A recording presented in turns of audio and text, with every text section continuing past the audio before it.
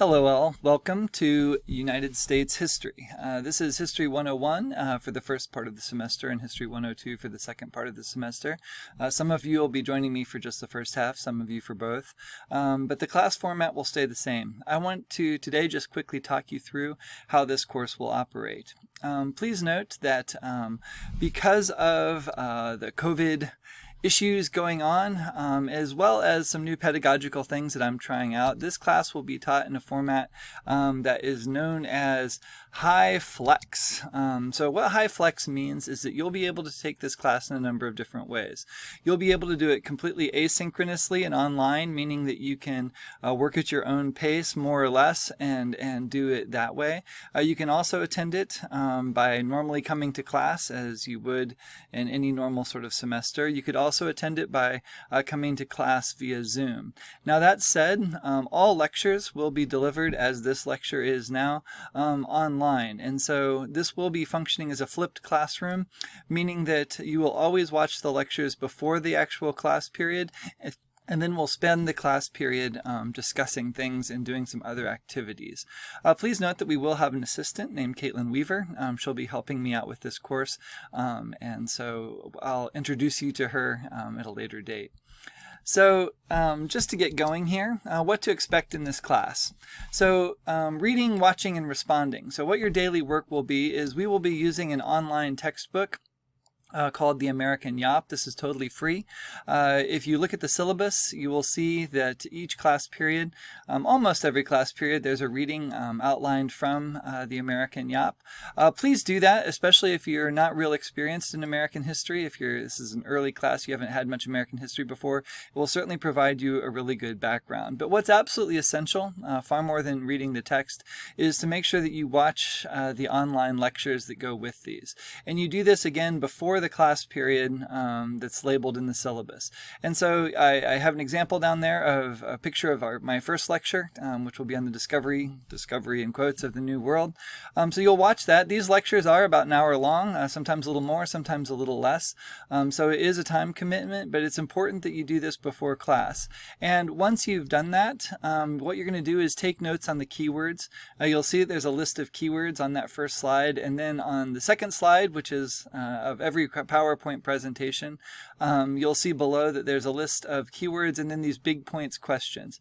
And these questions you need to answer before that class period when you come in through the door or don't come in through the door. Again, class is something that functions a bit differently now.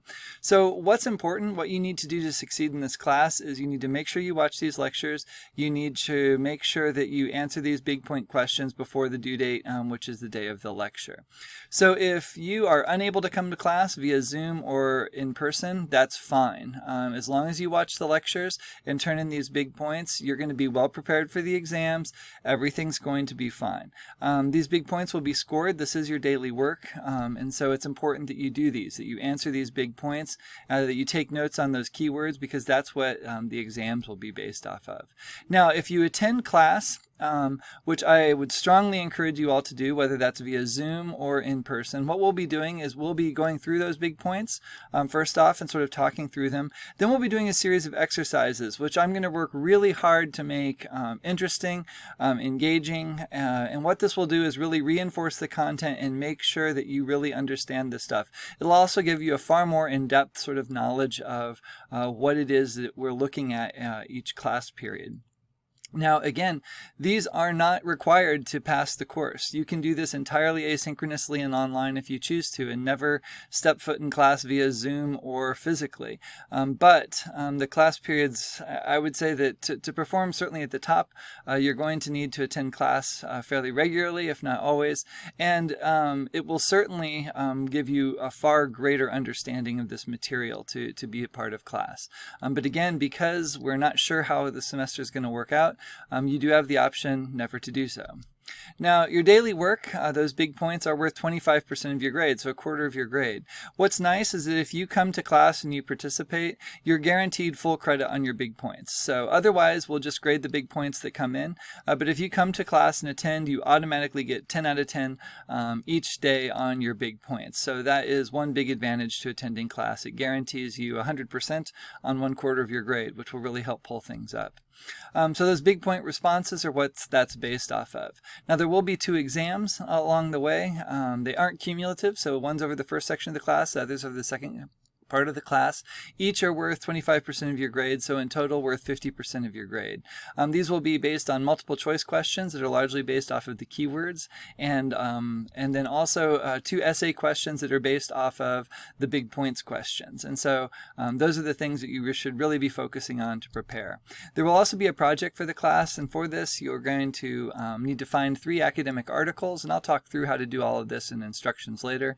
You'll then summarize those and then basically do a summary of the summary to sort of synthesize what all those means. That project's also worth 1/4 of your grade. So again, all of this can be done asynchronously and online, but it will certainly behoove you to be in class if you possibly can.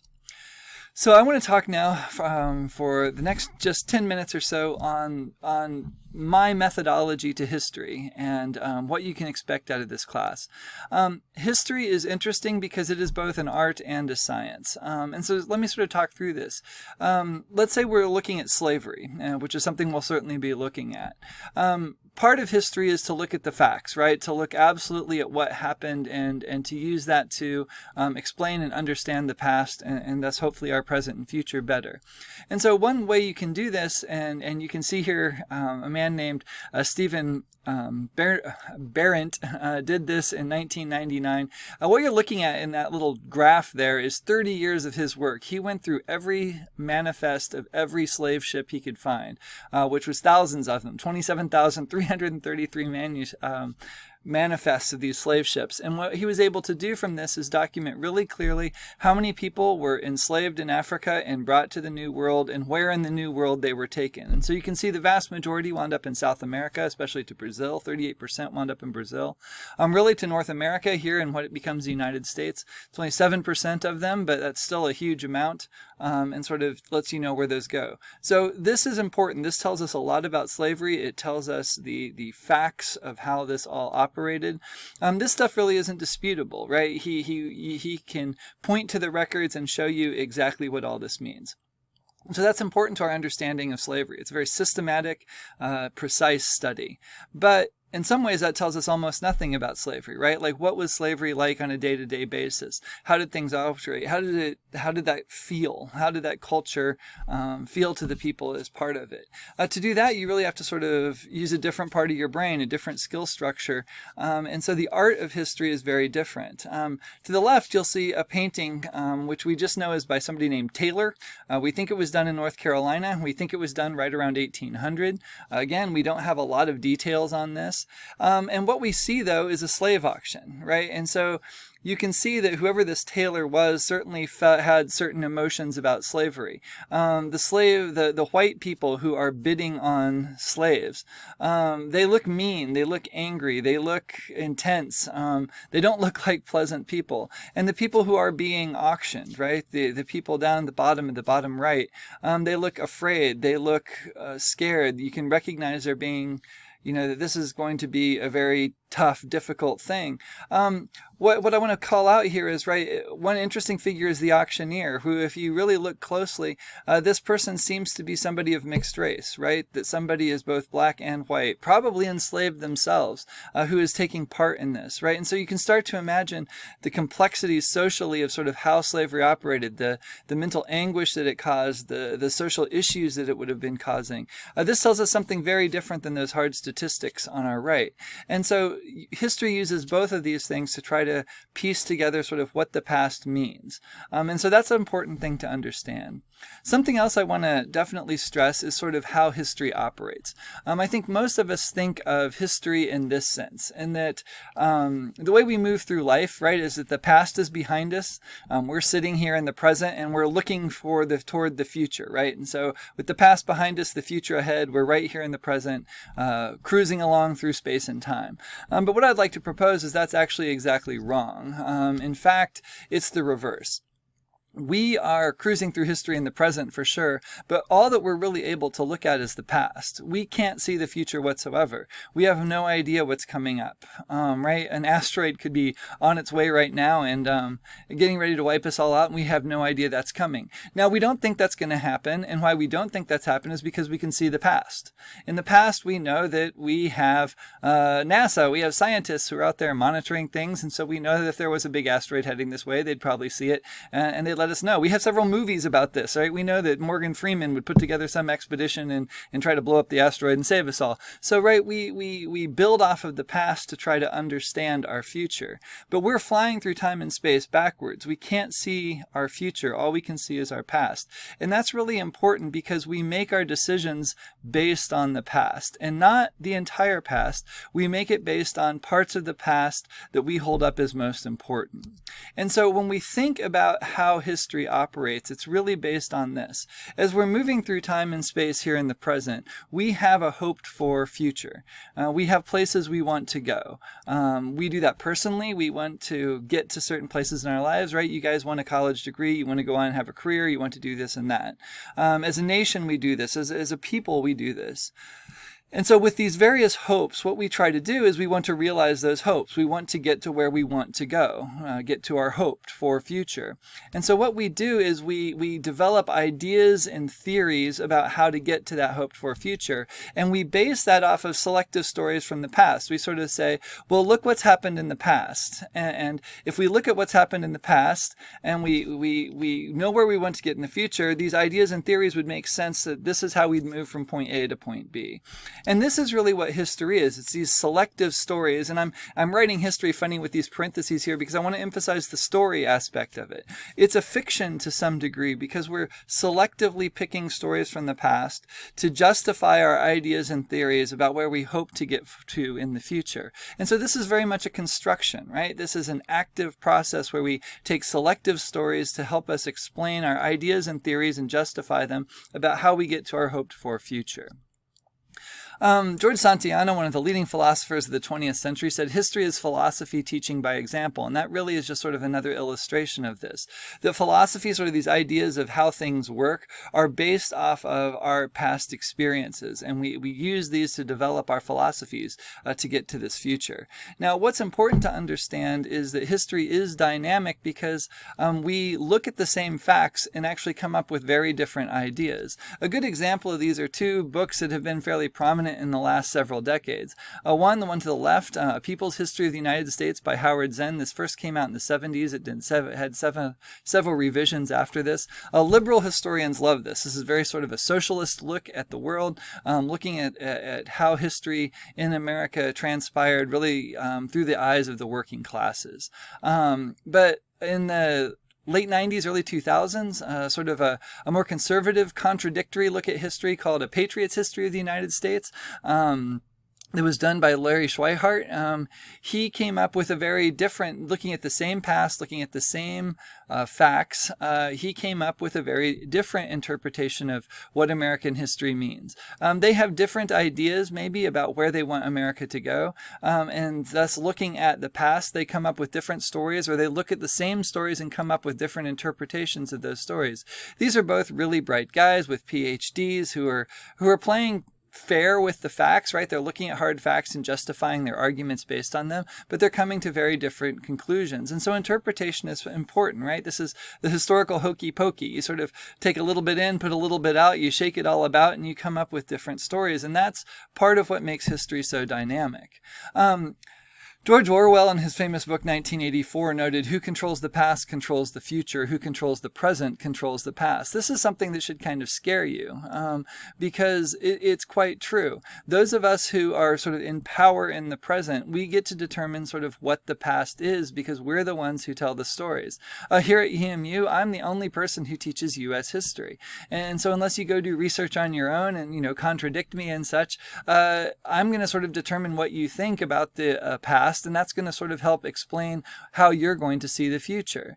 Now, I'm going to try to be fair and just, but I'll let you know up front, I cheat, right? Like, I can't tell you the whole past. I'm going to pick selective stories that I think are important. My goal is constantly to try to explain why are things the way they are today. And so I'm picking the stories from the past to try to explain that and try to explain what I think is important about American history. But because I'm making choices, I am determining, I'm constructing a very specific narrative about what history means. And so please don't feel free to sort of raise your hand and question me. This is what these class periods are all going to be about. We're going to look more closely at what actually happened in history, try to determine what actually happened in history, and then sort of debate what this means, and indeed sometimes what actually happened, because actually is difficult to determine often. And so what's important about this is when we do this, other people come up with different stories and different ideas about what happened in the past and put together entirely different histories. And this creates anger and disillusionment and hurt and confusion, and people get upset. And so if you don't think history is dynamic, you clearly haven't been paying attention, right? Charlottesville in 2017 erupted into absolute chaos over monuments as people died because people were fighting over history. What does it mean? What's important? And just now in 2020, between the Black Lives Matter movement and gun rights activism, here in Richmond, we've seen all sorts of demonstrations back and forth on sort of what is important about in history, what is important, where's our future, how do we get there, what do we need to do? These are very, very dynamic issues, and people determine sort of the direction we're going to go built on these hoped for futures and the selective stories they pull. So an example of sort of how history changes, I'm going to give you a quick little quiz here. And so if you're watching this at home, you can pause it, I guess, between each one. And I'd just like you to sort of jot down everything you know about each of these famous Americans. And so we'll start with John Tyler. Write down whatever you can think of about John Tyler, who this famous American is. Pause if you want. Next person then is Franklin Pierce, and so do the same thing. His name was pronounced Pierce, not Pierce, just so you know. Benjamin Harrison. Write down everything you know about him. And then finally, Harriet Tubman. Now, after you've done this and sort of look at this, I'd like you to sort of see which person you know the most about. And if you're at all typical of somebody who's been educated in the United States within the last 30, 40 years, which should be pretty much all of you, not quite. I mean, some of you have been educated in different countries, but my guess is you have no idea who John Tyler, Franklin Pierce, and Benjamin Harrison are, which is kind of funny because these are three presidents of the United States, right? John Tyler annexed Texas. Like these guys are powerful presidents, people who were in control of the country for long periods of time. You probably know almost nothing about them, but Harriet Tubman, I'm guessing most of you were able to write down something about Harriet Tubman, that she was an escaped slave that led other people to freedom, stories like this. So I want to look at how weird that is and why that is. So I want to look at a history of Harriet Tubman in history. This is called historiography, the history of something. And so let's look at Harriet Tubman. Harriet Tubman died in 1913 at the age of 91, maybe 90. We're not exactly sure of her birth date. She had been an escaped slave. She had been a hardcore abolitionist pushing for the end of slavery. She was a civil rights worker her entire life. She was a very active character throughout, especially the latter part of her life, where she really did make a big difference. But what's interesting, looking at the history textbooks that have been used right here at EMU, I can tell you that she's not always been especially a major part of our history. If you look at the 1967 textbook that was used here called History of the United States, there's no mention of Harriet Tubman whatsoever. There's a whole lot about John Tyler and Franklin Pierce and Benjamin Harrison, but there's nothing about Harriet Tubman. So people studying history back then had no idea who she was. If we flash forward just 2 years to 69, there's one sentence about her. There's still a lot more about these presidents. By the time you get to the 1980s, there's a half a paragraph about Harriet Tubman and a picture of her. And incidentally, the coverage of John Tyler and Franklin Pierce and Benjamin Harrison has shrunk quite a bit. And if you look at the 1990s, by this time there's a paragraph, a quote by Harriet Tubman, a picture with a long caption. There's quite a bit of information about her and far less about these three presidents. And by the time you get to the 20-teens, in Virginia, the standards of learning specified 5 people that every kindergartner should know about. And one of those 5 people was Harriet Tubman, somebody that the history books didn't even mention in 1967. And furthermore, there was a national debate and a big push to put her on the $20 bill, taking Andrew Jackson off and putting Harriet Tubman on. Now, I can assure you that nothing new happened with Harriet Tubman physically in that time period, other than, I guess, her corpse rotting a little bit more, right? She didn't do anything new between 1967 and 2010. But I think if you think about this a little bit, what you can see happening is Americans changed their idea about what the hoped for future of America was. In 1967, not a lot of credence was given to the idea that maybe women and minorities are going to play major leadership roles in America. This was a white man's world. But those ideas start to change. And because of that, people went back and pulled Harriet Tubman out of history and brought her back to the forefront, so that they could show that, look, women, minorities, they are capable of great things, and we can show this to you in examples. So our hoped for future changes, and so we change our history. Now, what's interesting to note, by the way, is though Harriet Tubman was sort of at her peak there in the early 19-teens, in the 20-teens, in 2017, she was dropped from the Virginia kindergarten curriculum again, and actually amazingly replaced initially with Betsy Ross, which I'll go off on Betsy Ross at some other day. She's also pulled from the $20 bill, and Andrew Jackson's still firmly there. Why? Well, the political issues of the day changed. Trump, in his Oval Office, has a big picture of Andrew Jackson hanging. It's his favorite president. There's no way he's going to swap him off the bill. And the sentiment in Virginia starts to shift. People started to react back against some of these movements, and so you start to get this pushback. You get pushback on the pushback then, right? And in 2019, a whole new film on Harriet Tubman comes out, and Harriet Tubman's become, again, a very talked about person. Her history is controversial. And so though this woman's been dead for well over 100 years, her historical story is still being bottled over because what we expect out of history keeps changing. So some points to consider, and these are the sorts of things we'll talk about during our class periods when we get together. And so during the lectures, I will give you the big overview. I'll give you everything you need in terms of content for the exams and content for sort of general background and historical knowledge, and we'll certainly talk through some things in those lectures. But what's important is what we're going to do in class is sort of look at these other issues more in depth. So some things to consider. We, meaning us humans, right? We like binary relationships. We like people to either be good guys or bad guys. We like events to be either right or wrong, because this cuts down on confusion. It makes life easier. But as I'm sure you all know, right, things are almost never that way. There aren't good guys and bad guys. They're just people. And so situations are good for some people and bad for others. Things are really mostly murky middle ground. And so that's an important thing that we're going to look at as we look at history. Second, please recognize that good, right-minded, reasonable people can come to completely contradictory ideas about truth and reality and the best way forward based on looking at the same information, because they'll come up with different justifications and different explanations about what those facts mean. And that's something that we need to consider, because this is important. Please, one of the big things I'm going to push is humility. Please back off and sort of recognize other people might have different ideas than the ones you have, and that doesn't make them evil or bad or stupid. It means that they are looking at things somewhat differently, and it's important to weigh their decisions as well. There are absolutely wrong ideas to have. People can definitely have wrong ideas that you can prove are wrong, but exactly what is perfectly true, that's a much different ballgame, and so that's something that we need to talk a lot about. So another thing I want to push out is that history, like religion and culture and identity, are human constructions. That's a controversial thing to say, I know, but if you think about it, we build our ideas based on stories that we tell ourselves to create meaning.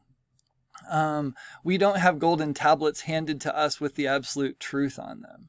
And so though these stories are really important and necessary to get through life, we all construct these identities and these stories, whether they're religious or historical or cultural or even about our own personal identities, the stories we tell ourselves to explain who we are. But please recognize these are all human constructions, and thus they're not perfect truth. The stories we tell ourselves are incredibly important, but they aren't perfectly true. They're always changing, in fact, and we look at memory studies and such. Even our own histories, our own past that we tell ourselves are malleable. They're changing from time to time. So we believe, and this is something important to recognize, that as humans, we personally believe that we're good, and that we're reasonable, logical people, that the considerations that we make sense.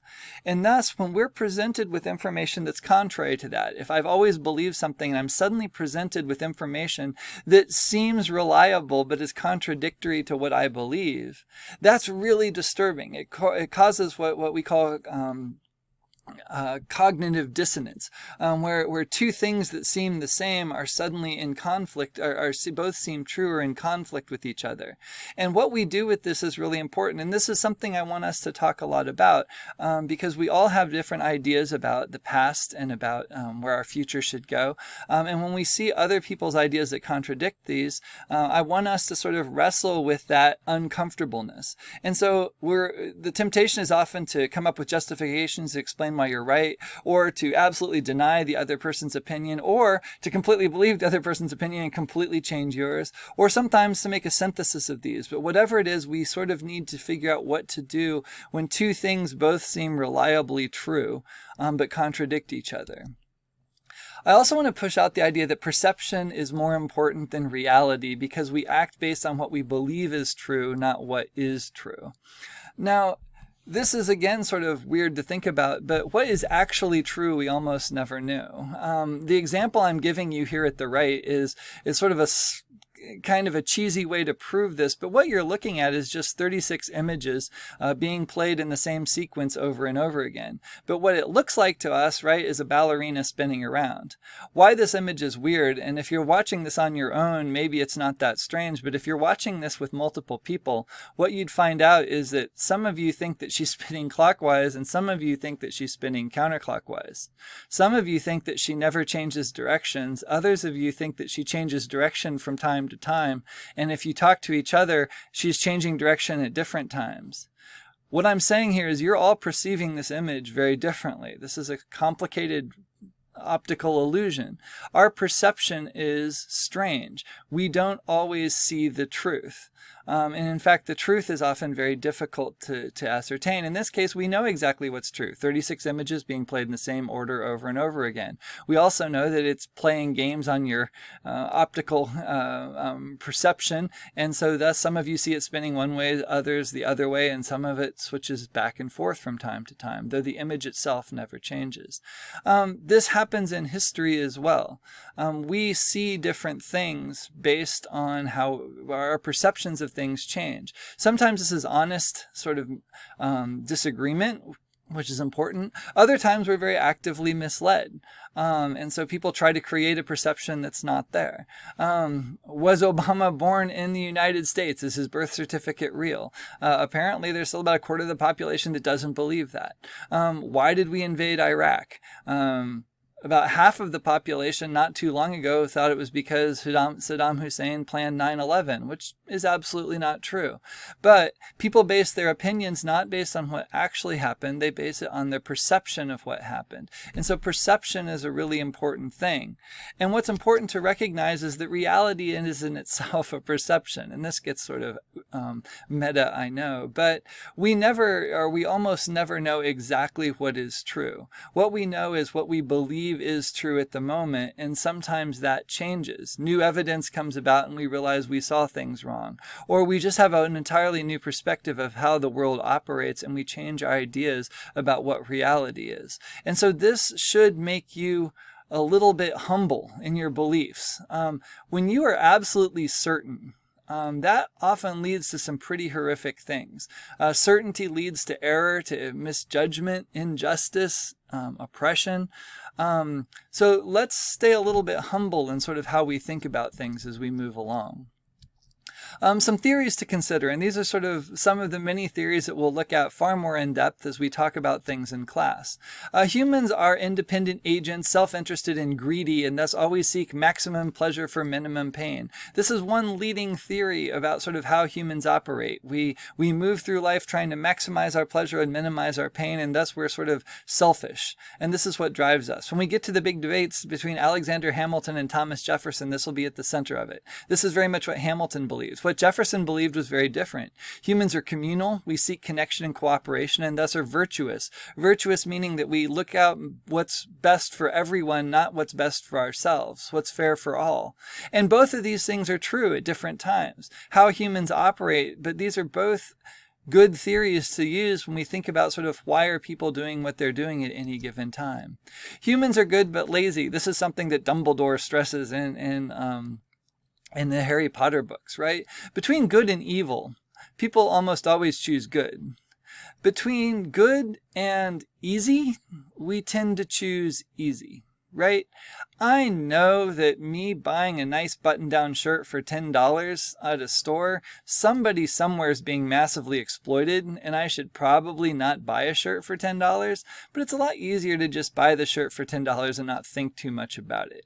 So the difference between doing what's probably best and right and doing what's easy, I tend to go with easy. And this is a way to think about history as well. When you look at why people do things, we typically do the things that are easy, maybe not if they're good but hard. We tend maybe to do them a little less.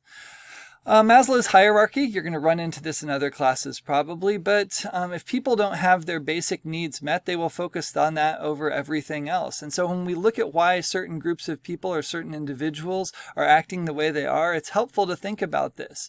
If those bottom things are being threatened, their baseline ability to gain food and water, warmth and rest, and to be secure and safe, if they don't have those things, they're not too concerned about those other things, and they'll do desperate things to get them, right? The folks who flew the planes into the buildings on 9/11 largely came from places that were pretty oppressive and life was pretty hard. How long do you have to spend in desperate poverty thinking that your life will never get better before you start to be willing to do some pretty drastic things to change it?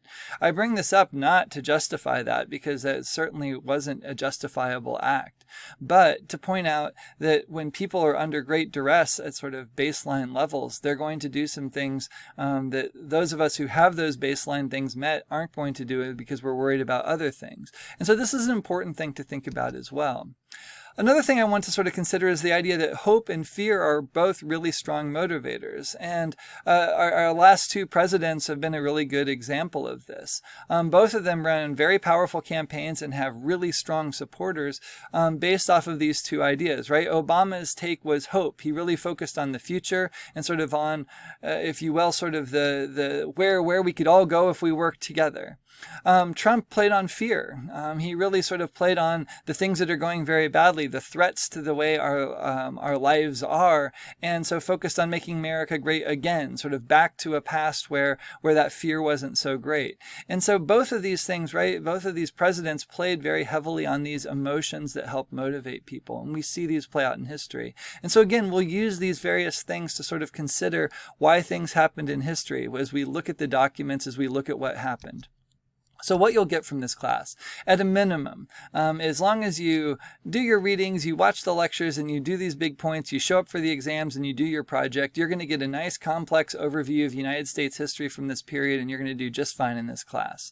You're going to fulfill the core requirements that are required of this class, and that we're going to analyze events and texts within their cultural context, and we're going to recognize connections among cultural systems past and present.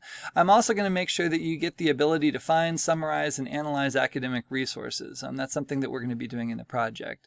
But if you're willing to play along to a larger level, if you're willing to come to class and really engage this, we're also going to delve into primary and secondary sources and give you a much deeper understanding of the complexity of history. We're going to get you practice in evaluating sources, contemplating important issues, and coming to conclusions that are well reasoned and well supported, so that you can sort of argue and understand why you think what you think.